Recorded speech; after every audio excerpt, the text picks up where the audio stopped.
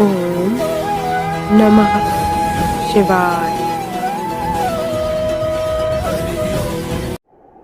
अगर किसी चीज को दिल से चाहो तो सारी कायनात उसे तुमसे मिलाने में लग जाती है। ये प्रसिद्ध मूवी डायलॉग जरूर सुना होगा आपने। इसी को सिद्धांत रूप में लॉ ऑफ अट्रैक्शन कहा जाता है। ये कहता है कि आपकी सोच हकीकत बनती है। तो सवाल ये उठता है कि इसे कैसे यूज किया जाए अपने जीवन की अनंत संभावनाओं और लक्ष्य प्राप्त करने के लिए। तो यदि लॉ ऑफ अट्रैक्शन को बहुत सरलतम शब्दों में समझना चाहे तो बस इस पर ध्यान केंद्रित करें कि आप क्या चाहते हैं, बजाय इसके कि आप क्या नहीं चाहते। यूनिवर्स अर्थात ब्रह्मांड आपकी भावनाओं को समझता है और उसी के अनुसार आपको वापस देता है। आपके लिए आपकी तकदीर किसी बाहरी शक्ति ने नहीं बनाई है। आप अपने लिए इसका निर्माण खुद करते हैं। आप सिर्फ अपने बारे में अपनी धारणा बदले और आप जिस दुनिया में रहते हैं वो अपने आप बदल जाएगी। हमारी सोच का असर हम पर कितना प्रभाव डालता है, इस कहानी से आप बेहतर समझ पाएंगे। ध्यान से पूरा सुने, शायद आपकी जिंदगी को ये बातें एक नया रूप दे दे।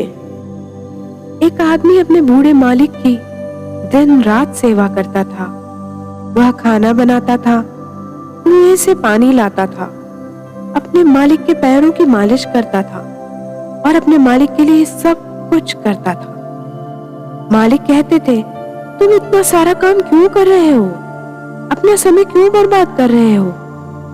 क्योंकि बूढ़े मालिक को पता था कि इस आदमी की कुछ न कुछ इच्छा तो होगी जिसके लिए वह आदमी उनकी इतनी सेवा कर रहा है। तो वो अक्सर पूछते थे कि वह क्या चाहता है। आखिरकार एक दिन उस नौकर ने बूढ़े मालिक के बार बार पूछने पर सच बता ही दिया। उस आदमी ने कहा, आपकी सेवा कर रहा हूँ, मैं आपसे चमत्कार सीखना चाहता हूँ। यह सुनकर बूढ़ा मालिक हैरान हो गया और बोला कि मुझे कोई चमत्कार नहीं आता। पर नौकर ने कहा कि मुझे लोगों ने कहा था कि आप ऐसा ही कहेंगे, लेकिन अगर तुम उनकी अच्छे से सेवा करके उनको खुश कर दोगे तो वो तुम्हें चमत्कार का कोई मंत्र जरूर सिखा देंगे। बूढ़े मालिक ने कहा, वो सब लोग गलत बोल रहे हैं, वो तुम्हें बहका रहे हैं। मुझे सच में कोई चमत्कारिक मंत्र नहीं आता है। लेकिन नौकर ये मानने को तैयार ही नहीं था। उसने कहा, शायद अभी भी आप मेरी सेवा से खुश नहीं हुए हैं। मैं आपकी और सेवा करूंगा, लेकिन एक मंत्र तो मैं जरूर सीखूंगा।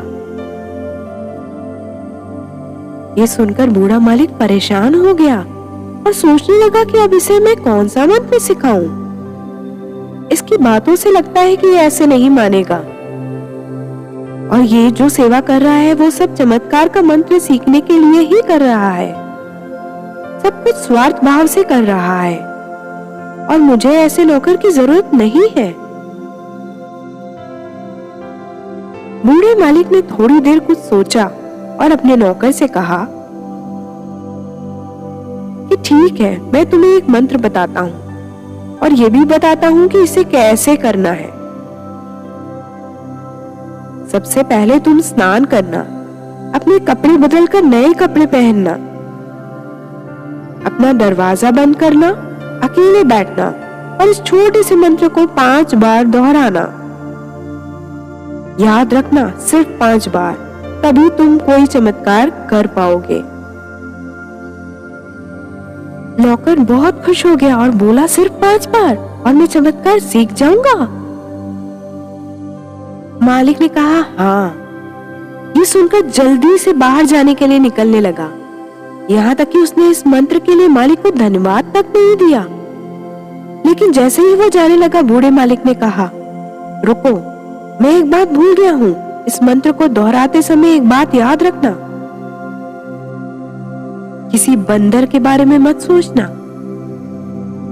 ये सुनकर नौकर हैरान रह गया और बोला, मैं बंदर के बारे में क्यों सोचूंगा? मैंने अपने पूरे जीवन में इसके बारे में कभी नहीं सोचा। बूढ़े मालिक ने मुस्कुराते हुए कहा, यह ठीक है, बस मेरी बात याद रखना, बंदर के बारे में बिल्कुल नहीं सोचना। अगर बंदर आता है तुम्हारे दिमाग में तो तुम्हें फिर 5 बार इस मंत्र को दोहराना होगा। नौकर ने पूछा, लेकिन बंदर ही के बारे में क्यों नहीं सोचना? बूढ़े मालिक ने कहा, मुझे नहीं पता, मैंने अभी तुम्हें वह रहस्य बताया है जो मेरे गुरु ने मुझे बताया था। नौकर ने कहा, ठीक है, मैं बंदरों के बारे में बिल्कुल नहीं सोचूंगा। और अब मैं मंदिर में जाके शांत भाव से मंत्र पढ़ता हूं। और ऐसा कहकर वो तैयार होकर मंदिर पहुंच गया। मंदिर की सीढ़ियां चढ़ ही रहा था तो उसने सोचा कि मालिक ने सिर्फ बंदरों के बारे में ही क्यों कहा। उसने मन ही मन सोचा, मैंने अभी तक मंत्र पढ़ना भी नहीं शुरू किया और दिमाग में बंदर आ रहे हैं। उसने जिधर भी देखा उसे केवल बंदर दिखाई दे रहा था। लेकिन फिर उसने अपनी आंखें बंद की और एकाग्रचित्त होकर मंत्र दोहराने लगा। फिर उसके दिमाग में बंदरों का ख्याल आ गया। नौकर ने सोचा, मालिक कितने मूर्ख हैं। अगर वह जानते थे कि बंदर मुसीबत है तो इसका जिक्र नहीं करना चाहिए था। कोई हाथी या शेर या कोई अन्य जानवर दिमाग में आ ही नहीं रहा और बंदर है कि जा ही नहीं रहा। उसने सोचा, कल घर जाकर फिर से इस मंत्र को पढ़ूंगा। आज तो बंदर दिमाग से निकल ही नहीं रहे, हर जगह बस बंदर ही बंदर दिख रहे हैं। अब दूसरे दिन आदमी नहाया, कपड़े बदले और अपने कमरे में अकेला बैठ गया और आंखें बंद कर ली। लेकिन ये सब कुछ बेकार था।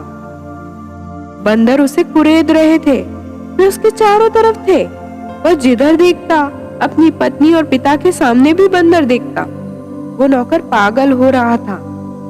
बंदर के बारे में सोचे बिना वह एक बार भी मंत्र पूरा नहीं कर पा रहा था। सुबह तक वह लगभग पागल हो चुका था। वह वापस अपने मालिक के पास गया और मंत्र लौटा दिया और उसने कहा कि वो बंदर को सोचे बिना वो मंत्र दोहरा ही नहीं पा रहा। बूढ़ा मालिक मन ही मन मुस्कुराया क्योंकि उसकी युक्ति काम कर चुकी थी। मालिक ने कहा, मैं क्या कर सकता हूँ? यह चमत्कारिक मंत्र बंदर के साथ आता है। अगर तुम मंत्र बोलते समय बंदरों से दूर नहीं जा सकते तो इस मंत्र से तुम चमत्कार नहीं कर सकते। नौकर ने कहा, कृपया अपना मंत्र ले ले, ये मुझे नहीं चाहिए और मुझे बंदरों से मुक्ति दिलाएं।